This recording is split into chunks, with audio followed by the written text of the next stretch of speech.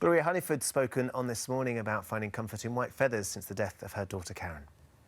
Strangely enough, you know, because on this programme she talked about believing in angels and finding feathers. Now, whether people believe it or not, but I mean, I found one, when I came in here to work, I found an isolated white feather over in the far side of the studio in a hard technical area where there are no feathers around, and it was a beautiful white fluffy one, but I found them everywhere. Well, joining us now is Chrissie Astell. Chrissie is one of the UK's leading spiritual educators and a so-called angel expert. Lovely to see you, Chrissie. Hello. We've talked to Gloria quite often about the white feather, and so many people believe that a white feather signifies a sign, doesn't it? Yeah. What do you think about white I think it probably does, but it depends on the circumstances.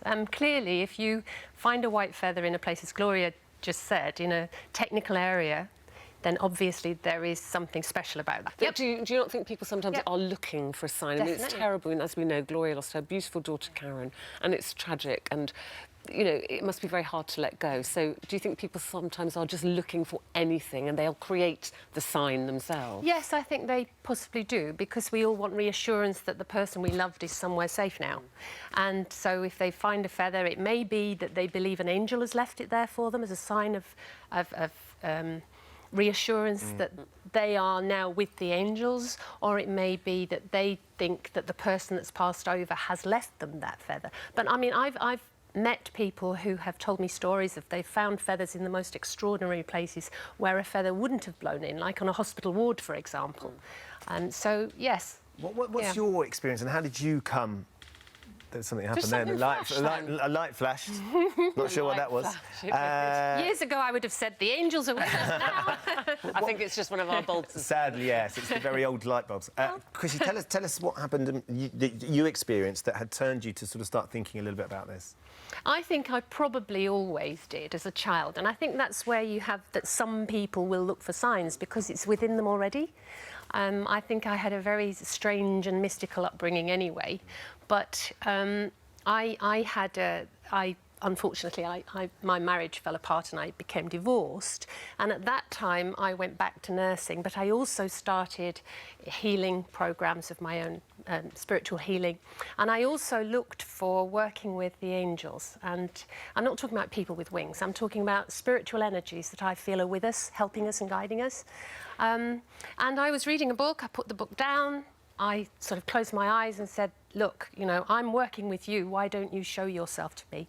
And out of a window, possibly half this size, I saw what could be an apparition, could be an imaginary, but for me it was real presence of an angel.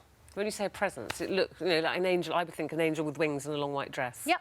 That's what you saw. Yep, but it had 2 pairs of wings, which made me suddenly think to myself, I'm not making this up, because I would never have imagined in a million years 2 pairs of wings. 1 pair folded, 1 pair up into the sky. Absolutely amazing. And also, there was no face. Where was this angel? Literally outside your window? First of all, it was like a cloud in the sky, and then it moved towards me slower and slower and slower. That made me get up and go and stand in front of my windows. I was on the 5th floor of a building. And as I walked towards the window, it actually came right in front of the window and got larger and larger until I could actually make out feet, hands. Too bright. Too bright. This is what I was looking for. The light from the angel's face was too bright for me to see a face. So you had this experience, this extraordinary experience, lots of people getting in touch with us.